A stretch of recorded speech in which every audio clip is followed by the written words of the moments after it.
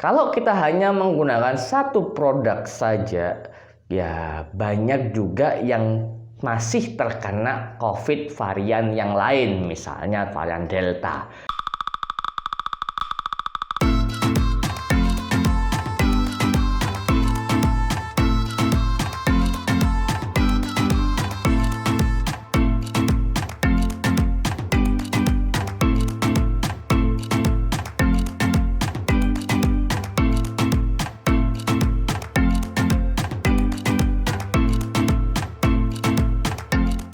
Halo teman-teman, ketemu lagi dengan Dr. Gren yang selalu memberikan informasi terbaru terupdate buat kalian semuanya.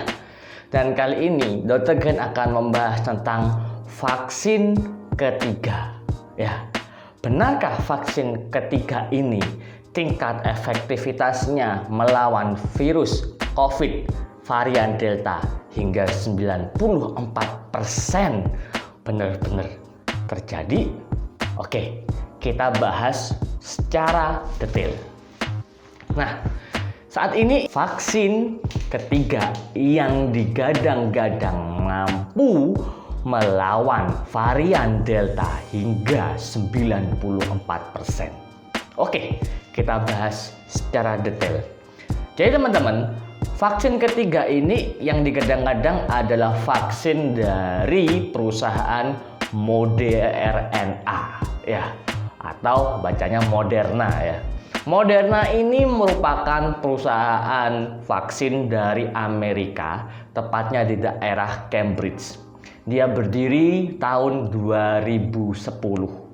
Dan Moderna ini dia membuat vaksin melalui mRNA atau mentranskripsi atau gimana ya, menyalin ya, atau ya menyalin ya, DNA menjadi RNA. Jadi DNA itu dipecah menjadi RNA. Dan asal kamu tahu ya, pendapatan perusahaan ini pada tahun 2020 sebesar 803 juta US dollar. Dan juga selama 1 tahun ke belakang, saham Moderna ini naik pesat sebesar 224,34%. Jadi bisa kamu bayangkan kalau kamu naruh uang 100 juta, maka dalam 1 tahun jadi 300 juta. Ini kalau naruh 10 M, bisa-bisa jadi berapa ya? Banyak lah pokoknya ya. Kamu udah akan mampu dah pokoknya. Nah, Moderna ini ternyata pada tahun 2013 dia sempat menjalin kerjasama dengan AstraZeneca mengembangkan vaksin dari tipikal mRNA.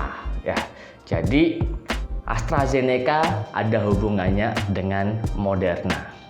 Nah, kalau kita melihat dari penelitian dari vaksin Moderna ini, dari uji klinisnya pada 15.210 orang, tingkat efektivitasnya itu 94,1%. Nah, ini kan trialnya di Amerika nih. Sedangkan di Amerika ini variannya itu lengkap. Dia ada alfa, beta, gamma, dan delta. Dan di sini juga tidak dijelaskan apakah vaksin ini khusus delta ini sangat bagus atau tidak. Hanya saja memang dia lebih kompleks dari semua varian virus corona ini. Dia tingkat efektivitasnya 94,1%.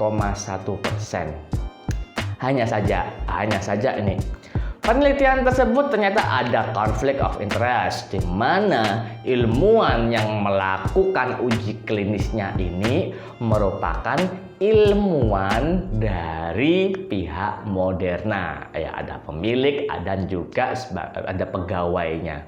Ini tentu tidak bisa dijadikan sebagai acuan, maka perlu adanya penelitian lebih lanjut lagi tentang vaksin Moderna ini efektivitasnya bagaimana. Nah, kalau kita kembali lagi tentang masalah vaksin ketiga, jadi dengan banyaknya tingkat kematian, terutama pada nakes, tenaga kesehatan, dan medis, maka pemerintah mencanangkan akan melakukan vaksin ketiga. Nah, vaksin ketiga ini tentunya tidak sama dengan vaksin 1-2 karena vaksin ketiga ini adalah booster. Jadi kalau misalnya dia menggunakan Sinovac, maka vaksin ketiganya harus menggunakan selain Sinovac. Nah, kalau kita ngelihat juga saat ini banyak tingkat kepercayaan orang-orang terhadap vaksin AstraZeneca mulai menurun karena ada yang bilang banyak banget komplikasi ataupun efek sampingnya. Sehingga kalau kita menggunakan vaksin Moderna itu sangat tepat. Ini opini saya sendiri ya. Mengapa saya bilang sangat tepat? Karena kalau kita ngelihat nih ya, kalau kita berpikiran sebagai teori konspirasi nih, kita sudah menggunakan Sinovac. Indonesia rata-rata menggunakan Sinovac. Sinovac ini adalah kubu komunis ya, karena dia made in China. Maka kita perlu menggunakan booster yang menggunakan kubu liberal, yaitu dari Moderna. Di sini diwakili oleh Amerika Serikat. Jadi ya kalau kita menghitung-hitung sih sebenarnya ya baik juga ya, karena untuk meningkatkan efektivitas. Kalau kita hanya menggunakan satu produk saja, ya banyak juga yang masih terkena COVID varian yang lain, misalnya varian Delta. Dan juga tidak sedikit para pegawai atau pekerja atau tenaga kesehatan, tenaga medis yang sudah divaksin masih meninggal karena COVID. Ini tentunya berbeda variannya. Ya, dibilang sih ini langkah yang baik buat pemerintah. Dan saya pun juga setuju jika seandainya ada vaksin ketiga sebagai booster. Dan mungkin kedepannya yang awal-awal sama seperti ketika awal-awal vaksin. Jadi nakes dan medis dahulu, baru yang lain-lainnya. Tapi paling enggak kamu nggak usah khawatir ya. Dengan vaksin paling enggak kita mengurangi resiko terpapar COVID. Seandainya terpapar COVID pun resiko megap-megap mau matinya pun juga berkurang. Berbeda kalau tidak vaksin. Bisa sih kamu nggak vaksin terkena COVID sehat-sehat saja. Bisa, sangat-sangat bisa. Cuman kembali lagi resikonya lebih tinggi daripada teman-teman yang sudah vaksin. Oke, kita tunggu dulu kapan vaksin booster ketiga ini dan siapakah kandidat yang akan dipilih oleh pemerintah sebagai produk vaksin booster buat warga Indonesia.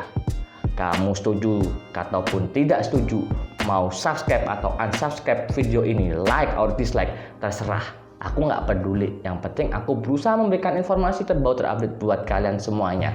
Dan kalau kamu masih nggak percaya, kamu kepingin konsultasi langsung 4 mata dengan dokter ahlinya, kamu bisa download dan install di aplikasi Google Play Store, ketik aja Mehmet Home Care. Di situ ada aplikasi yang berguna untuk memanggil dokter-dokter langsung ke rumah kamu. Oke, cukup sekian dulu. Kita ketemu lagi di video selanjutnya. Bye-bye.